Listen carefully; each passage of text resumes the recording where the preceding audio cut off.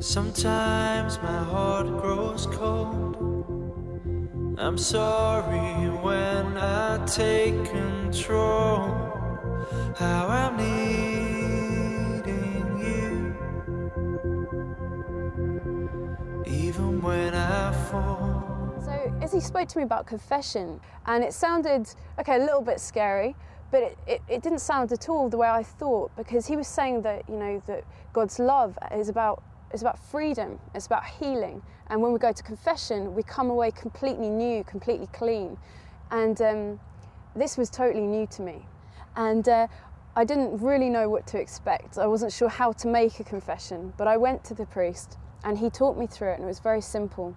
And as I started to confess my sins for the first time, I realised that Jesus knew who I was. He knew the pain that I'd been in. He knew the things that I was getting up to. He knew who I was, even if I wasn't sure who I was. And when that confession was over, when I received that absolution from the priest, I knew that God wanted more for me, that there was something better, and that I had a new chance to start to find out what that was. My son, it's been a long, long time since we've been eye to eye, heart to heart. I know you've tried so many things to fill a void in you, my son. And I will not forget the promises I made when you were just a baby. I am your father, and you will always be my very own. And here you will find me waiting for you. I am your father.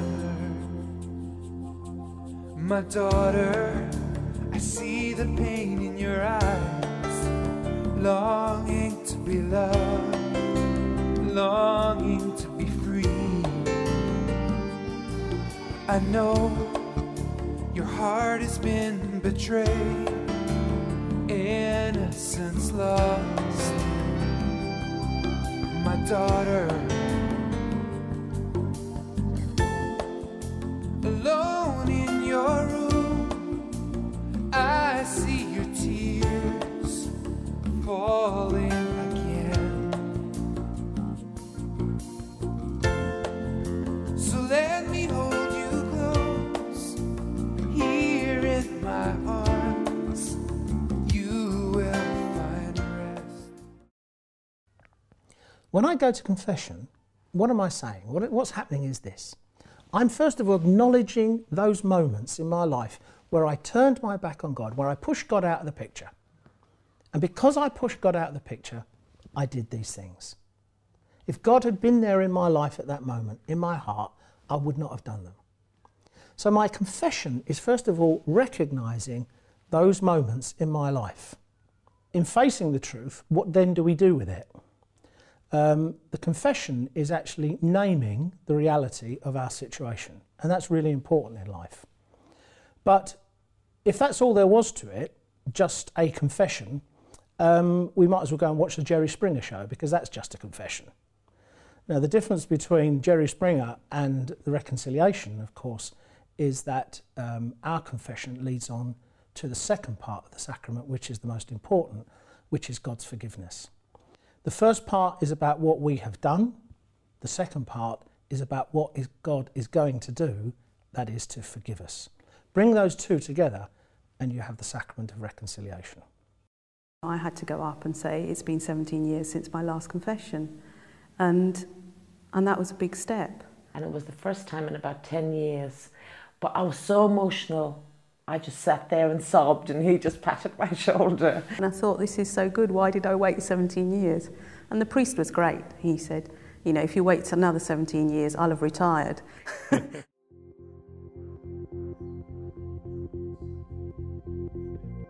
I feel like Jesus himself, you know.